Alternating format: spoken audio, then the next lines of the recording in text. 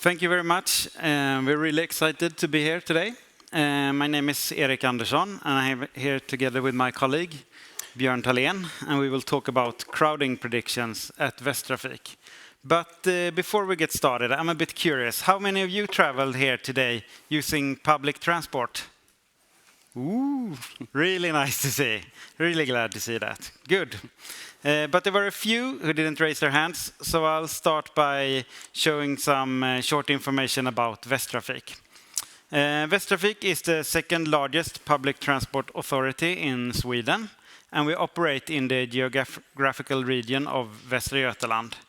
We have a revenue of about 9.7 billion, and the biggest cost, almost 90% I think, is to run the traffic.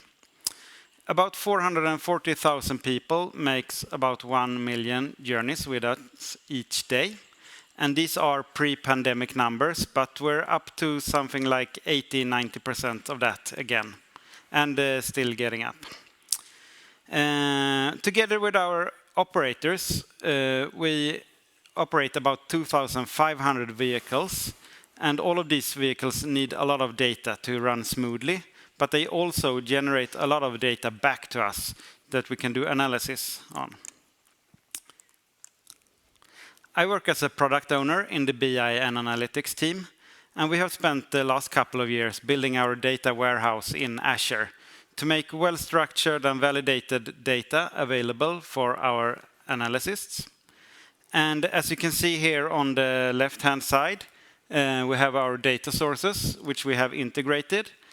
And we have integrated most of the interesting data that we have, like ticket machine data, real-time data, timetable data, and so on. But one of the most used data source is our APC data. And APC stands for Automatic Passenger Counting. We started installing these sensors in 2015, and today we measure almost all our journeys with these sensors. And as you can see in the images, they are placed above the doors in our vehicles. And we have two different kind of technologies that we use. We have the IR-based, which are on the top, and the stereoscopic camera sensors. And they are configured in the same way, so we count people that are 110 centimeter or higher. So when the pandemic came, focus shift from getting as many people as possible to travel with us to getting those who had to travel with us to do that in a safe way as possible from a pandemic point of view. So we came up with some ideas, and one idea was this bag that you can see. We called it the douche bag. You can put it in the seat next to you, so no one could sit there, but then you could also have some distance to your fellow travelers. But we wanted to do something more than that. So we had some workshops in early fall of 2020, where we came up with the idea to use our APC data to make predictions about how many people will be on board our vehicles, and to present it to our passengers. So as you can see in this timeline, we came up with the idea in September, October. We did some development and had our first version of our predictions ready in December. And in mid-February, the people who work with our to-go application were able to present this information to our passengers. So from idea to ready product in less than 6 months. That's pretty impressive, I think. So we wanted it to be easy for our passengers to get this information. So we used these 3 images that you can see in the top left corner, where 1 guy meaning it's usually not crowded in the vehicle, and 2 meaning it's usually some crowding, and 3 guys meaning it's usually crowded on that journey. So those of you who did travel with us here today, maybe you used our to-go application or our travel planner on the web, and you saw these predictions and wondered, how do Västtrafik make these? That is what Björn will tell you right now. Thank you. Yeah, so I'm Björn Thalén. I'm a data scientist, whatever that means. And I will get through some more technical details. Now, some of you might feel that, well, that wasn't very technical. If you feel that, then please feel free to come talk to me afterwards. I love getting really nerdy about the details, but we're limited time here. And some of you might feel that, oh, I don't understand anything. Then just imagine I'm saying something really smart, okay? So one picture of me, one picture of the data. The data is really important, and the Västtrafik actually have really good data. These sensors are on the most of the traffic, which means that we can actually have a very good idea on how many people did travel. But of course, we want to predict the future. We want to see how many people will travel, and then we need a machine learning model. When you start building a training machine learning model, there is a lot of important questions. Which model should I use? Which data, meaning the period, should I use for training? Especially during the pandemic, it was very different travel patterns depending on the restrictions that was time at the place. Should we then just discard all the data? Should we use it? Which data, sort of features, should we use for training? This APC data collects a lot of different information, GPS locations, stops, line numbers, time of day, and maybe some of these, or maybe all of it is useful. What data transformations do we need to do? How should we configure the model? There's all of these questions. But at the same time, it's always most important to keep in mind the big questions. Why are we building this? So when doing all these questions, we still need to remember, okay, so how will we use it? Because that will decide sort of how heavy model it can be used. Do we want to run this live? Do we want to use this more for prediction a couple of weeks ahead? How will people receive the result? And also, maybe even more important, how we will evaluate the results. How do you know if this model we have built is good or not? And you kind of need to decide that before you start to evaluate different models. Because if you don't know how to evaluate it, it's really hard to improve on it. And it's also not a very easy question.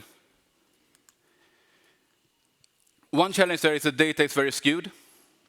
In 2021, even using sort of corona limits, what was considered crowded. And that means that they were different for different vehicles, but for some of them, for example, some buses, it was like, if more than half of the seats are taken, it's considered to be crowded. And that's a very low limit, but even with that, 94% of the trips was not crowded.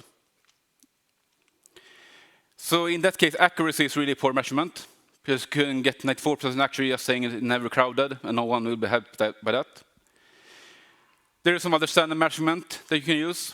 And that is where we're going. We're using recall. That is what percent of the crowd trips are alerted by the prediction model, meaning that if there were a crowded trip in some time, how many of these did we catch? How many of these did we actually alert people for? There is the precision.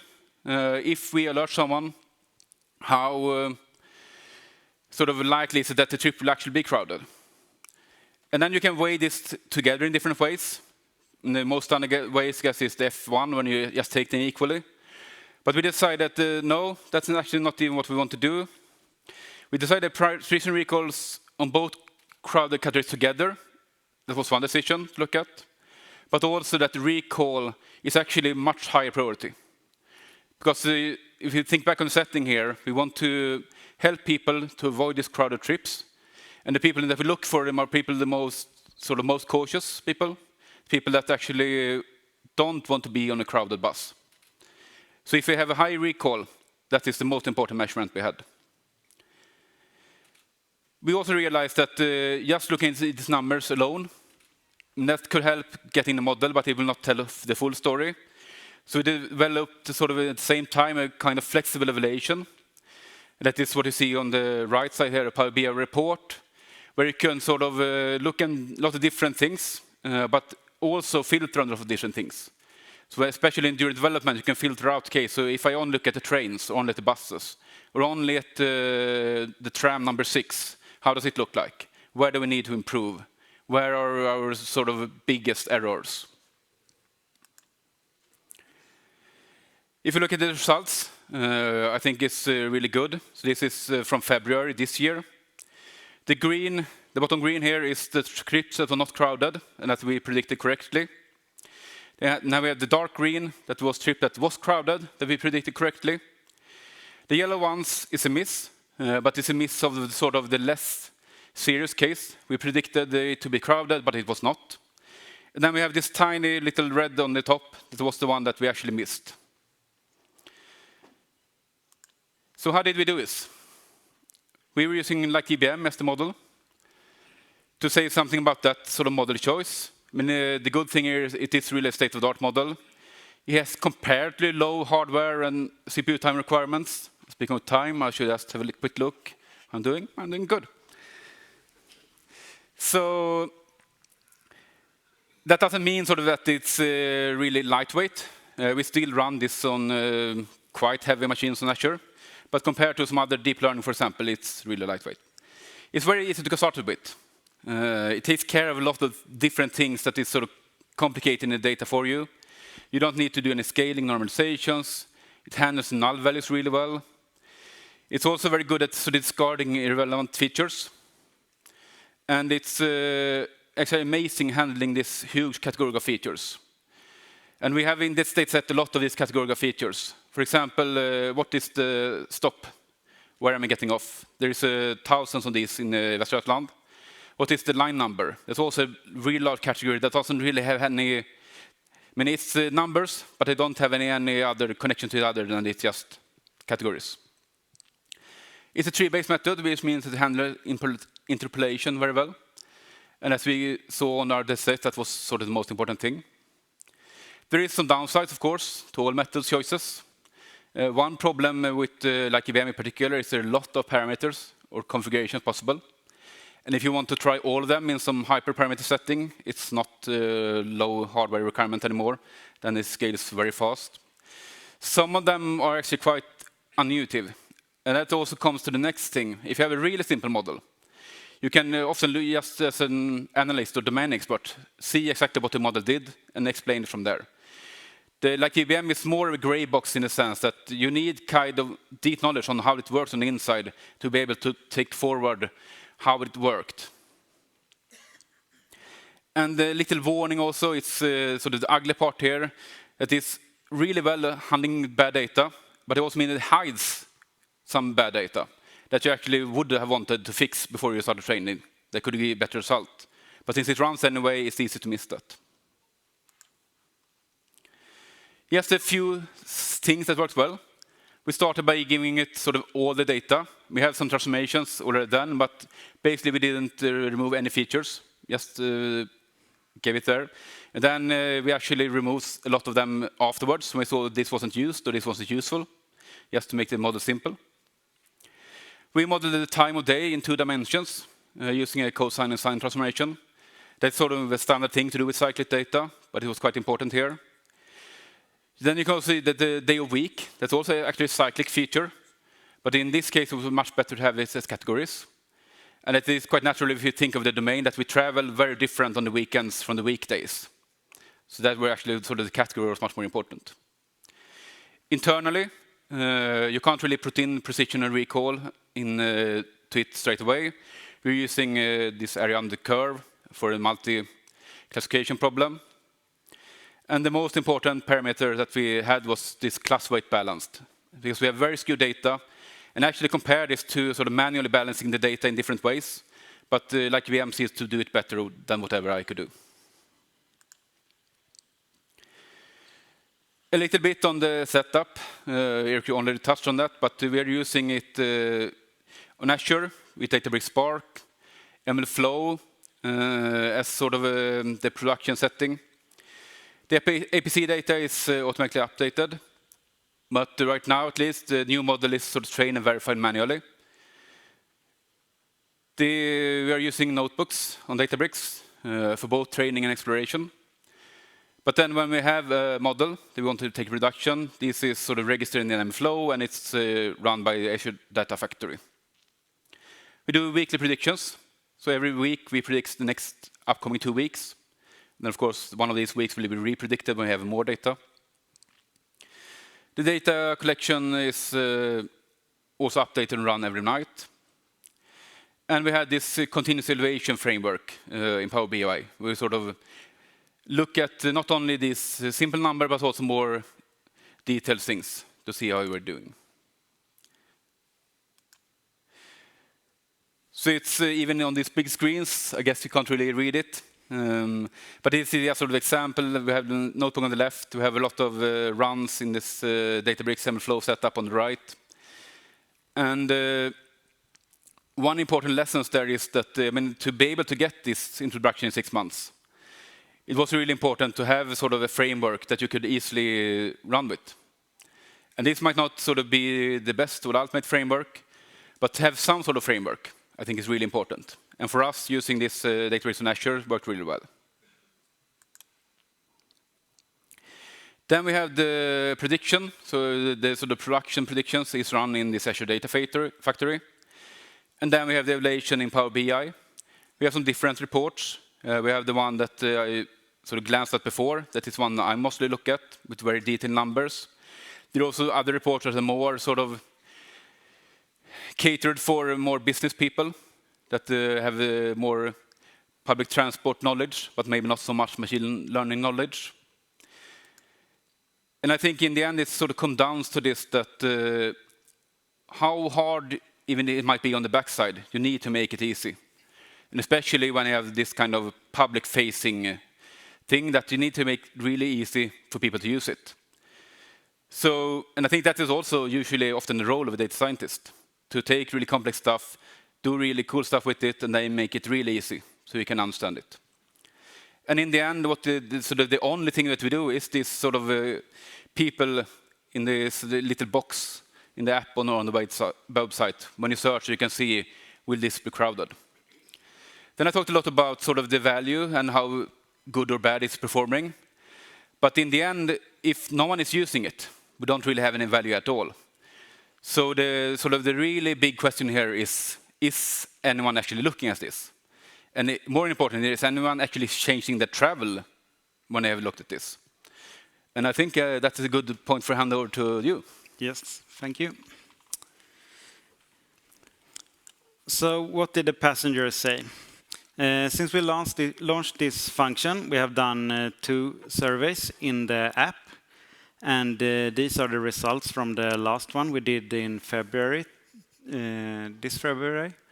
And as you can see, 24% said that they had use of the function, much or very much use of the function, actually. So that made us very, very happy. And of those who said that they did not have good use of this function, about 70% said that they did not have the possibility to travel in another time. So those are hard for us to reach with a function like this. About 23% said that they thought the prediction seemed inaccurate. So there we have some work to do to get those over. And then we had 7% who said a lot of other stuff, like the bus is smelly and the driver is angry. So that's something for another department to look at. But we were very happy to see that 24% said that they could actually change their travel behavior using this functionality.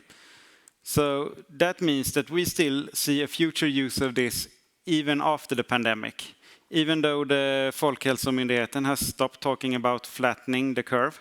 Here you can see on the screen we have the passenger load per hour on a typical Monday to Thursday. And as you can see, we have a clear morning peak and a little bit wider afternoon peak. And if we can get some of those passengers to travel off-peak instead, this means that we could provide the same or maybe even better service with less vehicles, meaning less costs. And if you remember what I said in the beginning, the costs of our traffic is about 9 billion Swedish crowns. So there's a lot for us to save here. So we will definitely keep on working with this. Thank you very much. This was our last slide. And as everyone else has said here before, if you like to work with really good data, good people, and doing something good at the same time, don't hesitate to contact us. We're always looking for new talents. Thank you.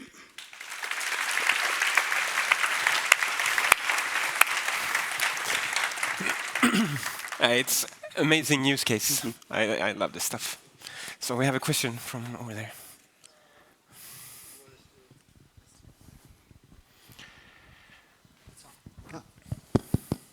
It's just me not talking loud enough for the microphone. Thank you so much for your talk. I really appreciate that you made a machine learning problem out of this. But I'm thinking, as you showed on your slide there, your travel patterns is pretty predictable. Have you compared your results to what your results would have been if you had just used statistics? Yes. Or to some extent at least. So one comparison we did was that we got a suggestion, why don't you look at how it looked last week for the same travel, same trip, etc. And we did that, and then that was about half as good. We missed 100% more if we did it that way. We tried with some more advanced statistics, but sort of still very simple. We got some of it back, but we are beating those results quite a lot, actually. Yeah, and I have a second question. Do you provide any other data points for this model, like the weather, for example, or special events in the city that you can actually predict? No, not at the moment. But that is one thing that we've been looking into. We know that weather affects traveling a lot. School holidays as well. But the good thing in Gothenburg is usually raining, so it's... One more question over there.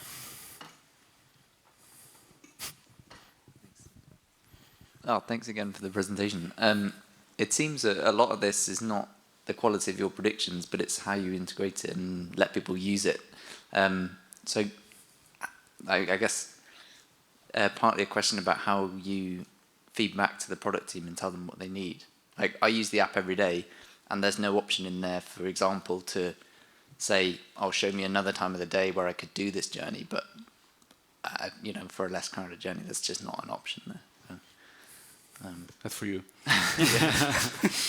You mean you want a suggestion on what journey to take instead, or did I? Yeah. So Yeah. just having that as a dimension you can include in. Yeah, that's something that we've been talking about as well, to have this functionality. It's a good one. We have time for one more question. The schedule is a little bit squeezed now in the last session, but okay, sorry for lack of mics over there. Yeah, thank you so much for your speech. And I'm a bit curious about the measurement system that you mentioned in the beginning of the presentation. Does it just measure that a passenger entered and a passenger exited, or can you actually track, like, passenger A entered here and exited over there? No, we only can see that passengers enter or exits the vehicle. Okay. But we have looked into some OD matrices to see to get the travel patterns, but that's more on an experimental level at the moment. Okay, thank you very much. Okay. One more question over there. Sorry for missing Yes. it. Did you experience any feedback instability from people acting on the information, for example, seeing that avoiding an overcrowded bus, making it be non-overcrowded because of the actions they took? Yes, I mean, one of the results is this user service, where you can see the people actually are doing that. Also, I mean, personally, actually work with something that you can take up your phone and show people, give me lots of personal feedback with my friends and things like that, so that's fun. But yeah, otherwise, I mean, it gets mostly those service. That is. No, but I think the question is actually you're screwing up your own model. Sort of, you're making the model look worse because you're actually changing the pattern. So what would have been a crowded trip ended up not being it because you warned that it would be. Yeah, and that's true. And that might be sort of the biggest nightmare that everyone started using this, because then my prediction would be wrong all the time. That would be really good. But fortunately, it hasn't been that much impact of people using it, so it's still doing pretty well. Okay, cool. Thank you. Thank you. Okay.